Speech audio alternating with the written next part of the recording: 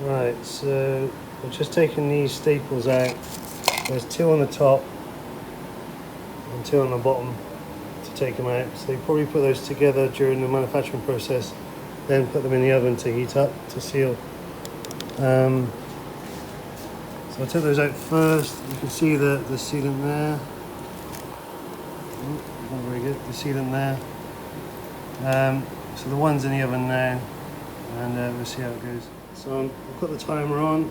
There's supposed to go between 15 and 20 minutes, 105 degrees centigrade or 220 Fahrenheit.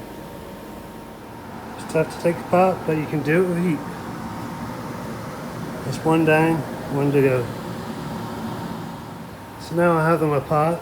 It's time to get rid of this reflector and see what we can do with that. There you go, they're apart.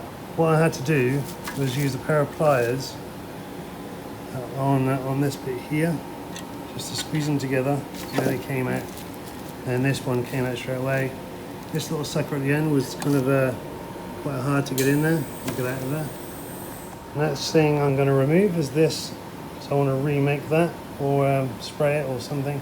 I haven't made my mind up. Let's see how easy it is first. Okay, to remove that was very easy. I just had a very small screwdriver, just pushed up from the bottom, and then it came out from the top quite easily. See the top bit is in there, so you do it from the bottom first, guys. I didn't see this on the other one, so it must have broken, but there's a little tiny staple holding this reflector in. And the rest are just on little tabs, little clip there, and just a dowel there. This just come off quite easily. Yeah, so good job I spotted that before I started trying to get it out. So now it's time to find a power source for my daylight running lights. So I've got one of these. I've had this for about, I don't know, at least 20 years, maybe 25 years probably. It's made by Draper, and basically you clip this onto an earthing spot if you want to come in. There's one right here, so you click it onto there, and then basically you can get your connector or wires and then find out if any of them are live. Now obviously the car's turned off, so none of it's live. But what I want to do is find a live wire when the ignition's turned on without the lights turned on. That'll be the daylight running lights. So I've just turned the ignition on, so if you come on in, I'll put it in there so it's nice and dark. So basically you touch the pins until you find one that lights up. And I know this one lights up. There we go. Oh, you see? So you can find out which ones that are activated at certain times. Now, if you just wanted to come on with the side lights, it would be this one at the top. At the moment, you see it's not lit, but if I put the headlights on, I'll be back. So now I just turn the side lights on, and then there you go, it lights up. But none of the others are lit yet because they're not on, apart from the daylight running light feed, which is there. So what I need to do is look at the connector that's in the back of the headlight unit and run a wire to the internal wiring that goes to that pin, not having to wire it all the way up to the fuse box. So all the wiring can be held within the headlight unit itself. So it's bottom middle pin, yeah, the very bottom middle pin. Cool.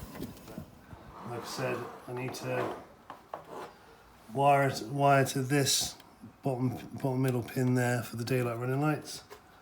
I've got some stuff inside, but let me show you what I want to do. I need to remove this internal reflector. Put that down. So I know I had it out before. So there's the little clip down here. And basically that's it. That's all it is. Nice and easy. Okay. So, what I'm going to do next, so be really careful, these seem really flimsy.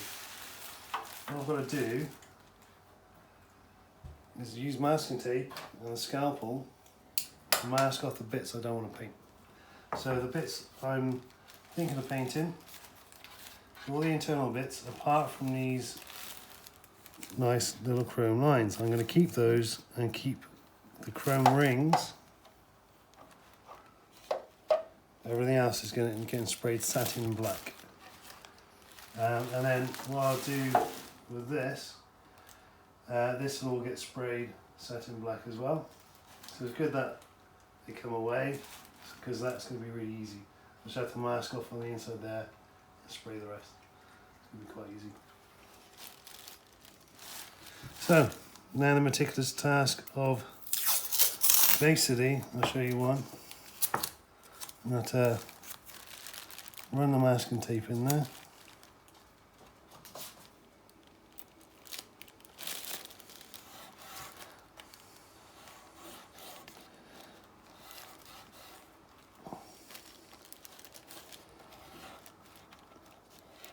Get my fingernail around it so it gets nice and tight around. And then I'm going to use a scalpel.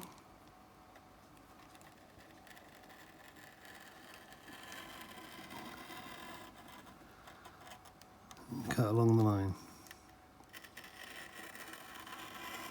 This is like watching an episode of Art Attack.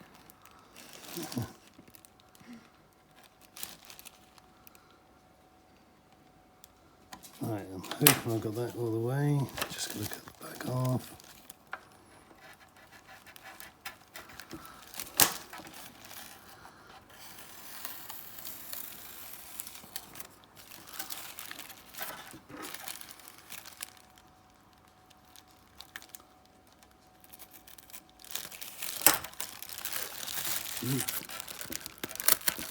And there you go. Nice and easy. So after I do the rest of them, that means I can just spray it, pull that off, and then I have nice chrome stripes. Because I really like the shape of the lights. I just don't like, especially on a black car, maybe on a white car as well. A white car would look really good with the headlights I'm trying to do. The black car, these look really dominant on the front. So by putting these black on the inside, it's going to dull it right down. That's going to look quite cool.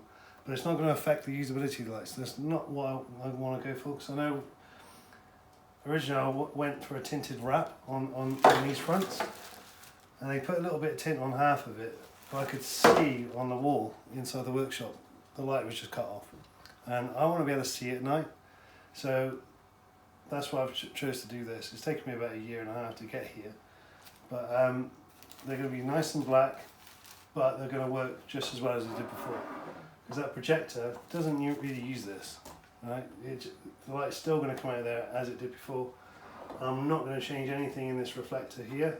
It's just these bits. I did see someone spray that completely, which meant when they put their full beams on, they weren't showing anything really. I'm not going to do that. I'm going to leave that, and it's recessed at the back. You'll still see it, but primarily at the front is going to be nice and dark.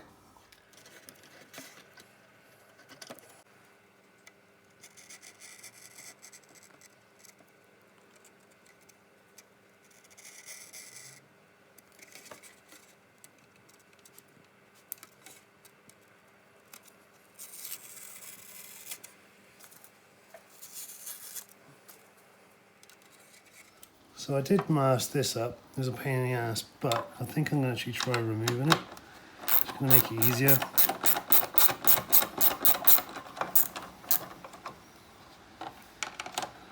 Once I've got it all here.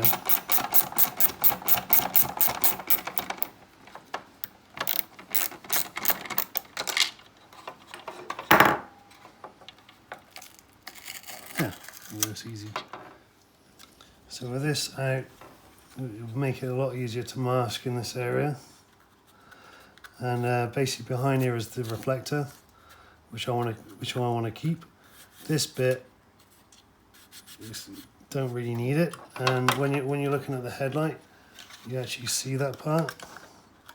So I'm going to spray that part black, but you still have the light being reflected outwards when you're turning the steering wheel. So that'll still work.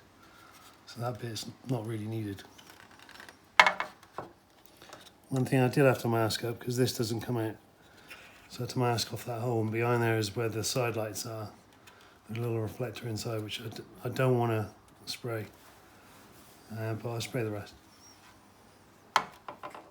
So the next task is to mask up these circles, which I want to keep chrome, and then the rest will just get sprayed black.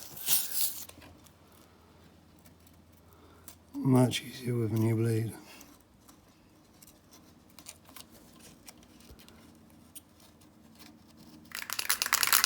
So I'm now by my garden bar. Obviously, if you want to tell your wife that you have to build a garden bar to do some spray work in because of the ventilation, then use that as an excuse if you like. But yeah, so I've got high coat satin black. I didn't want the matte black. I think it looks like a chalkboard. I didn't want gloss black because it's very hard to get a really good finish, and I don't really want it glossy. I quite like satin. So I'll start off with this little piece first to check the coverage. I've cleaned it all. Okay, let's give this a go.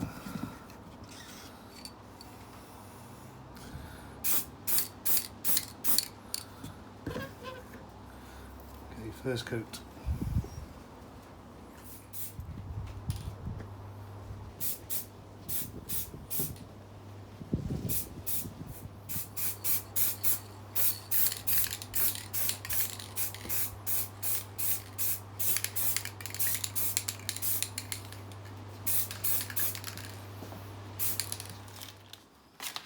So whilst my paint's drying, I'm going to change my indicator bulbs, these little tiny halogen ones, for these amber LED lights. You'll see why later on, but I need as much light as possible coming into these. Yeah, it's the offset bayonet type, and they fit straight in. But I'm going to have to leave them out whilst I assemble it back together and then put them in after. But yeah, so that's that one. And the side light bulb, I don't know if this is the original one or not, just because it's a Philips bulb. It's a little Philips LED by the look of it. But there's one LED. I'm going to change it for this one, which has got 5 LEDs on there. So that's going to go in there. That's a T10, I think they're called. Yeah, T10. It's already got ice blue kind of halogens in the side where you're shooting light when you're turning. That's the main thing I'm doing there. Yeah, and there's some more stuff that's going in a sec. So I need to wait for the stuff to dry, and I'm going to give this a go. So this is going to be my DRL, which is daylight running lights, and it will come around here and down to the washer jet. So it'll be, and also they're dynamic indicators as well. So see how they fit. But they're 70 centimeters long. They're quite hard to find, these ones. Where did you find them? Found them on AliExpress, but mostly you get like 30, 40, and 60 or 30, something like that. You never get the 70 centimeter long ones. It's really difficult to find. But I needed it to finish there and come down to the where the washer jet comes. Otherwise it would look really silly. You know, so I had to go the full cost. So yeah, see if I can get them in. And like I said earlier, I can wire these up internally in the plug. So you got the neutral. You have I think the red one, I'll have to check. I think the red one's the daylight running lights and the yellow one is for the indicator. Well, I'm cutting this up in my garden bar. It's raining, so I can't go inside, so I'll get myself a beer out the fridge. Yeah. Whoa.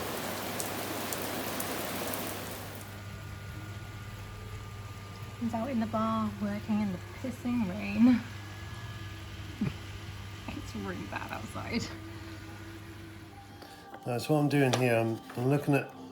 I was looking at making my own, which will turn out pretty good to get the diffused look. because I wasn't sure about getting these stripes. But these fit so well, and you'll have to glue those in, so I wasn't sure about using them. And these are original ones, so it'd just be easier for everybody else to be able to do this as well, rather than have them laser cut and bent. So what I've done, I've set up this little light box to try and trace.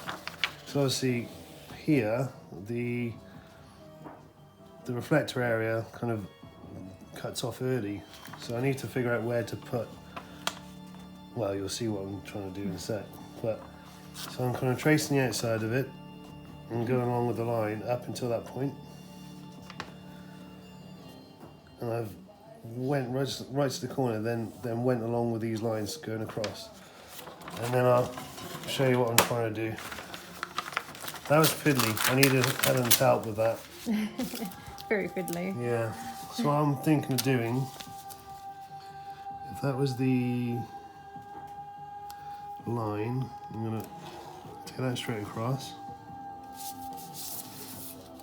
Follow the line of the orange reflector and keep that going along to about here. So it matches, so there's one long curve. And then I'm going to choose a thickness and then trace on the inside of it. So I'm thinking about, I'm not sure, about 15.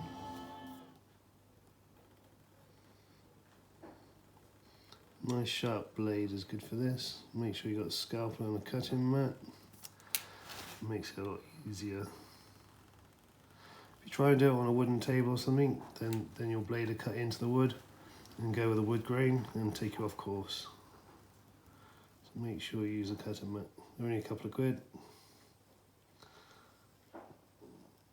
It'd probably also keep your wife happy, not to damage the furniture. Yeah, but if you're doing it in your shed or garage or something, you've probably got a worktop, but it won't be as good. I'm just trying to make that radiused edge.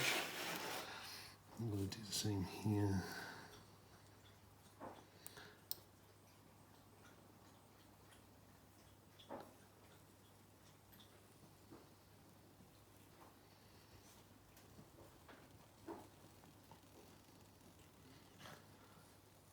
I had to do this on my go-kart. I had to cut all the blood drips out of vinyl, going around all these circles and curves and stuff. Must have taken forever. That was It a big did, sticker. It did, but it was very therapeutic. Oh, really? Yeah, until you do it wrong. They get angry. Right, so what I'm going to do, I'm going to put that on, spray this black, peel this off, then spray tinting spray. So then it's almost black. So, but you'll see.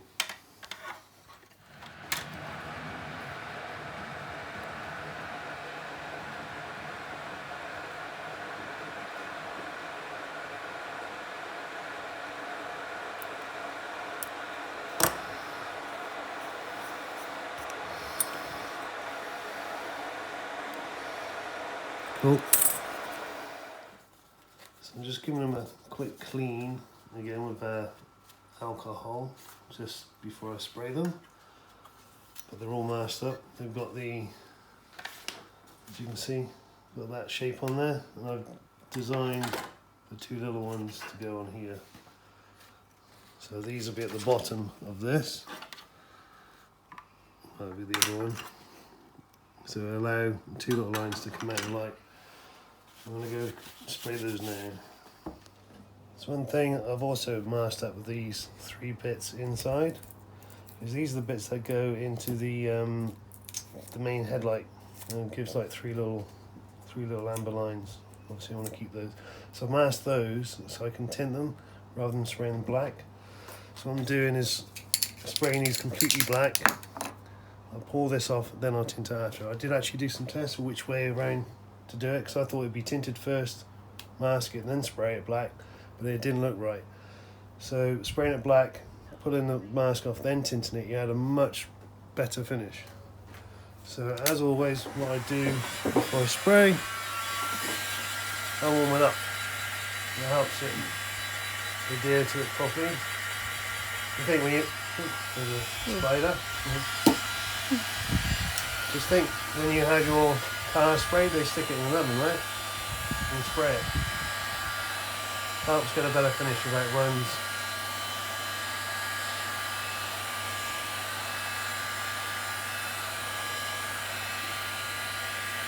So you need about 3 coats of paint to make sure the light doesn't shine through. So make sure there's at least 3 coats.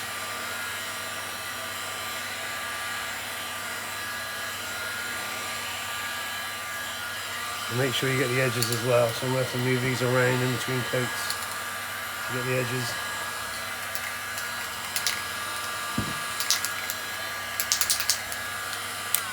I don't want to teach you guys to suck eggs, but you spray how you want to spray.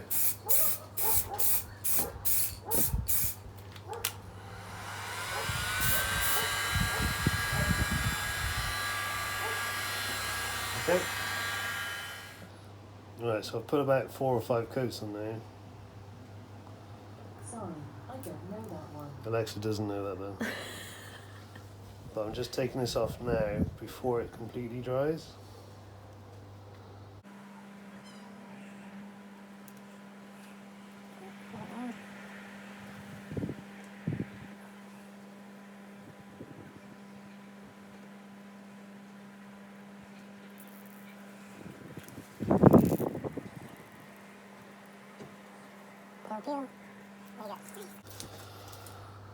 That's that so far. But once this is tinted, oh, it'll look great. Let me do that quickly now. This time, this lens paint smoke. I'll heat it up again, and I'm going to have to spray over the whole area. We'll see. You could leave it like that, but I want it to look a lot darker than that. I've removed the masking tape up here as well, so I want to put some on there. So I'll do that first, right?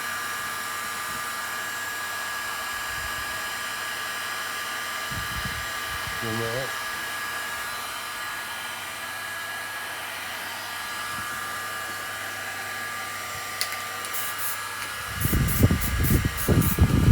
Just the wind comes in. Thank you.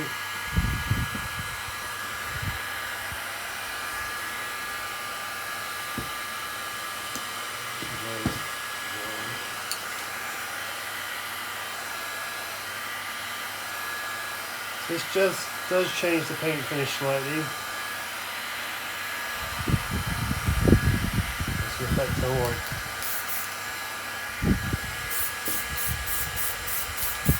Slightly, that's all you want. Otherwise it will just run. Just dry it off.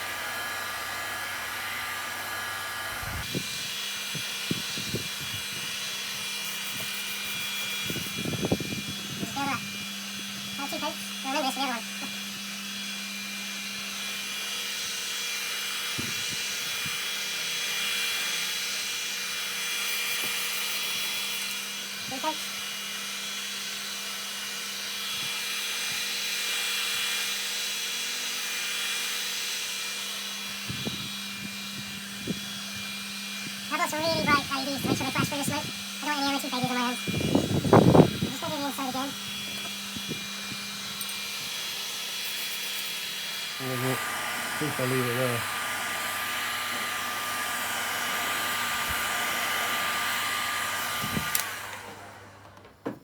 Right, so they're all done. You see that there? It's pretty black, right? Mm-hmm. That's what the magic happened. Beep. Oh, that looks really good. Yeah, nice, right? Yeah. The same on these. Ooh. Looks really good, babe. Not bad, Nice. huh? No, it's good, it's good. So now it's just putting it all back together. Like a puzzle. So I'm putting this together. This tab at the end is really hard to get in and out before I painted both of them. So I'm just making sure the hole's cleared out with a scalpel.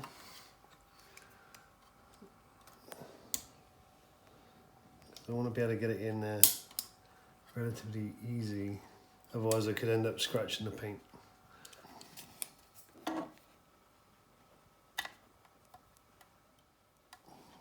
So it looks like it might... Oh, there you go. It's going in this time. Cool. What I'm just doing now is removing the tape that was on there because I don't trust it. It didn't stick as well as it should anyway. And obviously if it's going to go inside the lens, if it unsticks, I'm going to have to break them apart again. So I don't want that. So I've got some 3M very high bond tape, which I'm going to put on there. So we just stuck the light around the edge, starting from at the top here, going around, finishing there. Couldn't film it because I needed Helen to help. Now I'm just going to put the lights back in.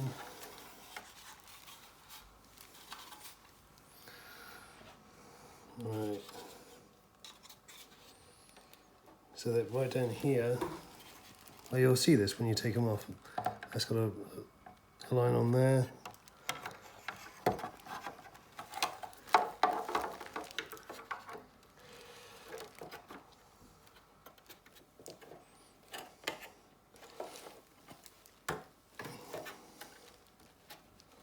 Okay. What you got to be careful of is the wire here down in this part needs to get past this. There we go. There we go. Got it.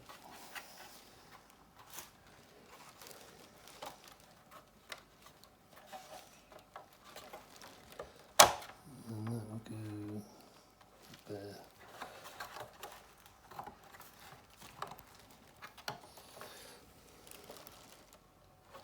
I'm going to take that staple out in position, and then just clipping this one in place as well.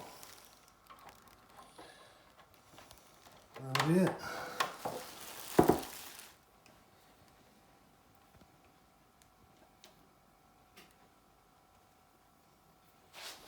There you go, and then the indicator.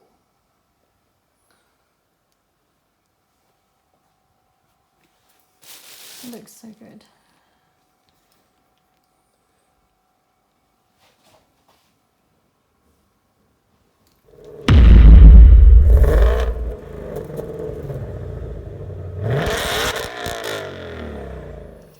Right, so the next job is obviously wiring up these lights. The thing is, I've only got this much amount of cable left, and it's got to get all the way to the back, and also all the way, excuse me, all the way over to the indicator, which is over here, to get the feed. But I need to be able to put it together, so I need to extend the length of them. But if you look at the actual, if you look closely, these wires are really, really thin. I know they don't take much current, but it's when you're trying to. I'm going to be using these connector blocks. That's the smallest one, but that is so small that it won't go in there. Like if you put, because this clamps down on the insulation, it won't even touch the wire. So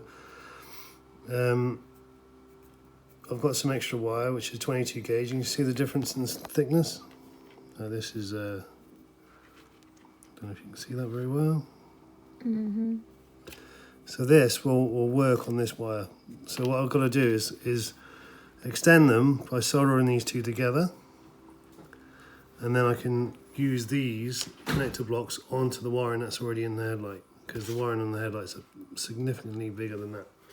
So I've got a little array of heat shrink tubing, which I got from Lidl, which I will be putting over the end to insulate it. And I've got my soldering iron, which is also from Lidl, which comes with solder. So It's a good piece of kit. yeah, so hopefully you guys know how to solder. Yeah, I just got to tin the wires and stuff first. Okay. Alright, so like I said earlier, the bottom middle pin of this connector is the one I need to drive the daylight running lights. And inside, if you look in there, I don't know if you can get right close. I need you to see the connector, so come down. There's the connector right at the back there. Hard to see. But basically, keep it there. This red wire is the one I need to attach, and it kind of terminates just down the bottom, so there's no real slack. But by removing this side there, I can just about see the red wire. Just enough. Try to get one of these on there. Just. So that's why I needed extra length to get to there. And then the other two I'll put directly to over here, the black and the brown. So the brown is actually the ground wire, which will go to the black wire on here. The yellow wire is the indicator, which will go to the black wire over here. And then the red wire here goes to the red wire. So that was a bit of a pain, so I needed Helen's help holding the torch. But as you see, that clipped around that red wire, and this is the end of the wire going to the daylight running lights. So what I'm doing now, I'm just putting the neutral wire onto a battery over here. I've ran a wire from the positive. I'm going to put it to that bottom middle pin in there. Yeah, that bottom middle one. So on the negative, onto that positive, and lo and behold, they work. So that's just testing that connection.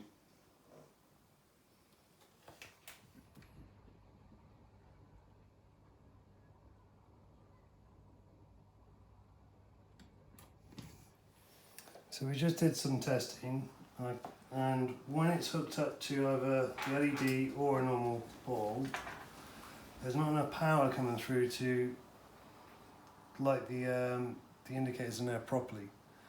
The daylight running lights work fine. I've tried it on the actual car, had the car started, so there's enough power going through, still not very bright. So I'm making a decision to cut this wire and just have them as permanent daylight running lights. It's unfortunate, but the actual shape in there looks really cool, so that's good enough for me. Okay, it's day 4. I'm alone, Helen's at work, so I've got a little stand. We might do a time lapse in a bit, but let me show you what I've got to do.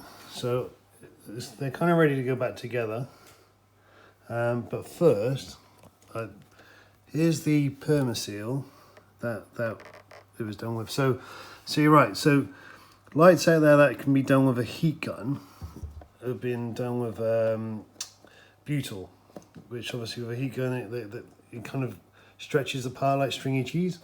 But this permaseal doesn't seem to do that, as you see. Let me see if I can zoom in there.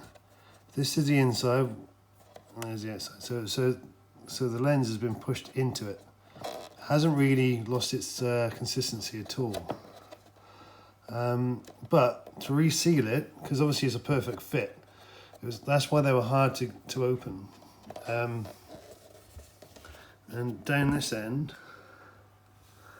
this is the last bit you take out. So you open it from this end first, get it over this part, and then it pulls out that way. So to put it back in, it's got to go in that way, right? But it's really, really hard. So what I'm going to have to try and do is try and remove as much of this as possible. And I've got some replacement Butyl to go back in place, right? I'm not putting permaseal back in there. I'll link some videos in my description from some really good guys in the States showing you how to take apart headlights and how to put them back together to reseal them, which is where I've got my info from. And rather than me trying to tell you from my perspective, go and watch their videos. But I'm just showing you on these lights what they're like. So by using Butyl to go back in there, it should be easier to reseal, because if you don't reseal them properly, then obviously they're going to mist up. Also, if you use something like Tiger Seal, you think, oh, that'd be good, that'd be nice and easy. Obviously you got a longer cure time, but there's also vapors that will come from the curing process of the Tiger Seal, which could fog up the inside of the lens. And that kind of brings me on to when you do the spraying, don't spray them and put them straight back in, because obviously there's going to be vapors coming out. So just to be careful of that. So yeah, so it's going to take a long time to get this out, but this is day 4, this Monday. My car's booked in at Visu tomorrow, so I need these back on the car and working for me to be able to drive to Visu tomorrow.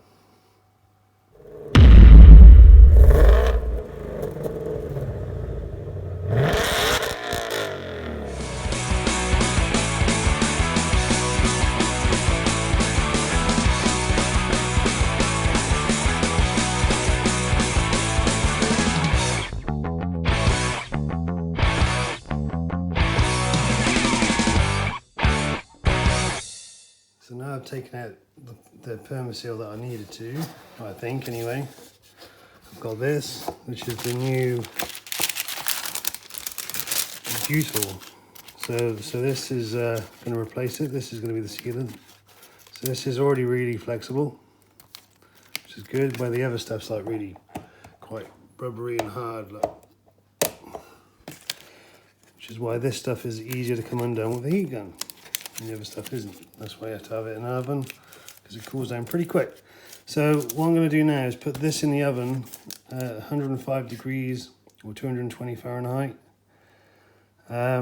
just to really soften up for 5 minutes, and then I'm going to start inlaying parts in there. But you'll see that on the other guy's video, which I recommend you go watch instead. So a quick check before we start sealing anything together is making sure that every little bit of debris is taken out. Like, obviously flip it upside down and shake it out, give it a clean, make sure these lenses are clean, there's no fingerprints on there from when you've been manhandling it, and make sure there's nothing in the lenses. Don't clean the back of the lens, because if you get smear marks in there you won't be able to wipe them off after, so try not to touch that at all. But you'll see that on the other guy's video.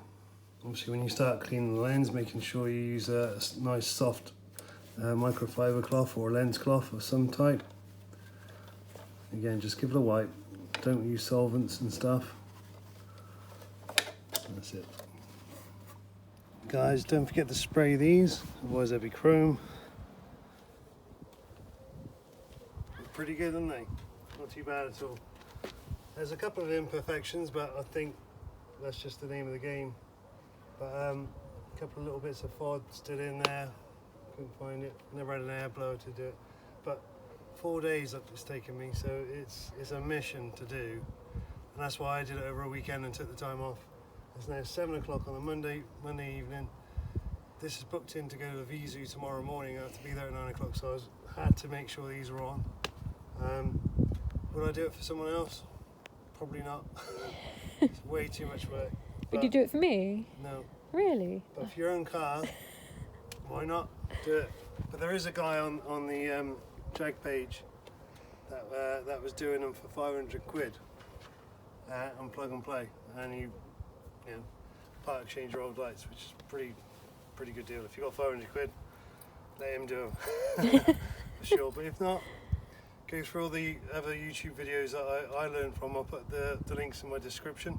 Watch those. I'm not going to put this as a how-to video. I'm just going to show you what I did with the Jag. Okay, but I think it's smartened up the look of it on the black car. I think they'll probably look good on any colour car, to be fair, if you want to update the look. I love the fact that I've got all the rings. I don't want those little eyelids, because I like it. So it's, yeah, not too bad, not too bad.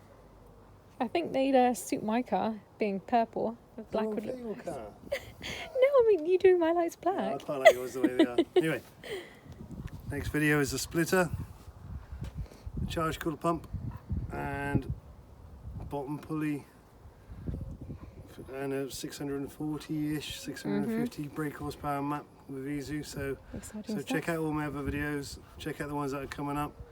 I've also got something for the screen in the car. Yeah, subscribe, otherwise you're going to miss out. Right, see you later, guys. Bye. Bye.